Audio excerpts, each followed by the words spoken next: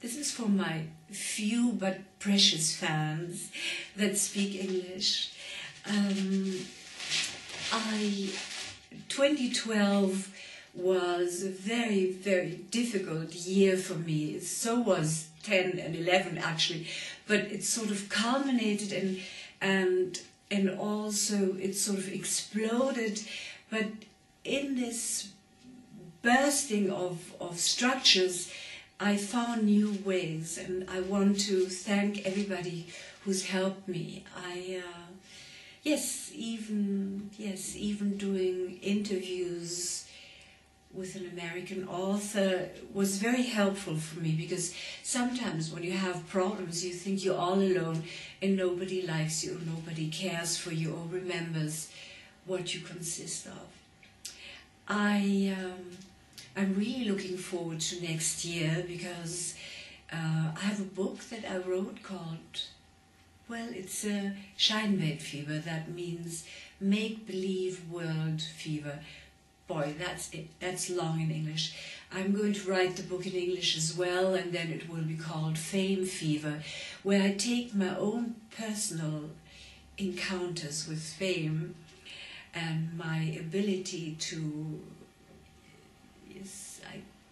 It's not that I have disdain for fame, but I think you need to be suspicious, because fame is not what it seems to be, and it's always, for almost everybody, it means something different. And I'm taking my own experience, because I was a famous child in Germany with my hair bleached blonde to look more German, and I've always been a refugee, and I think being refugee just makes you look at things differently.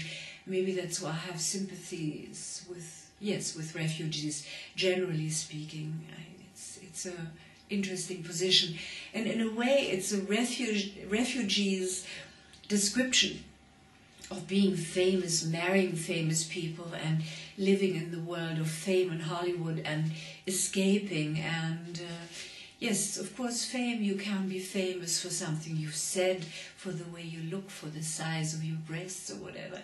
It just, a variety of things can make you, for killing people.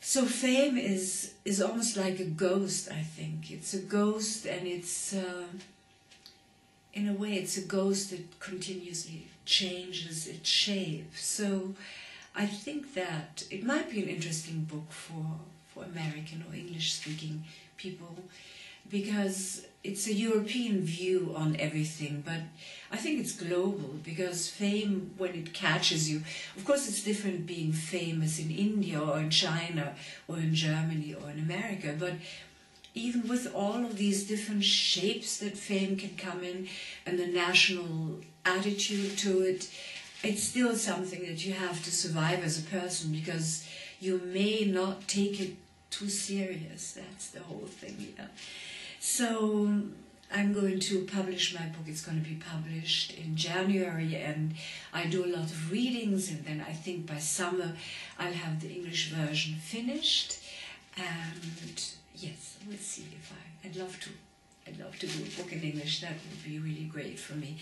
The other thing is that I'm very happy, despite the fact that Tony Curtis, who's the father of my children and the grandfather of my children, has left a little bit of money to them, even though I think it's the widow that managed to take away everything that my children and another woman's children really, or other women's children, would have had to remember their father by. And still, I just went to Linz, where one of the common granddaughters that I have with Tony Curtis did her first play. She did stage design and costumes, and it was fantastic. I was like blooming and glowing.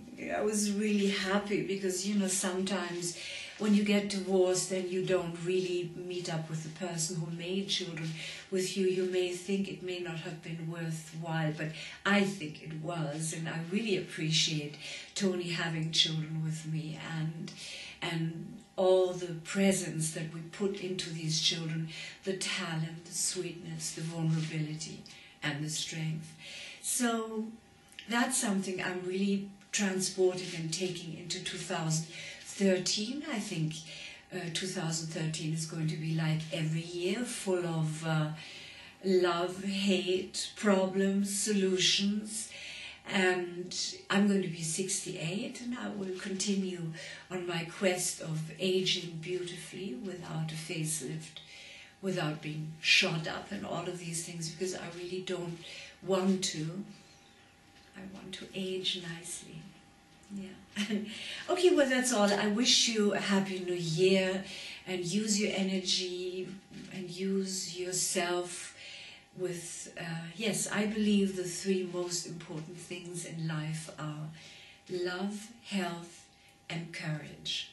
And I think these things together make you reasonable, healthy, having love to carry you on, and having the power and the courage to really, yes, that all of these three things are the basis of reasonable power. So I wish everybody exactly that: love, health, and courage.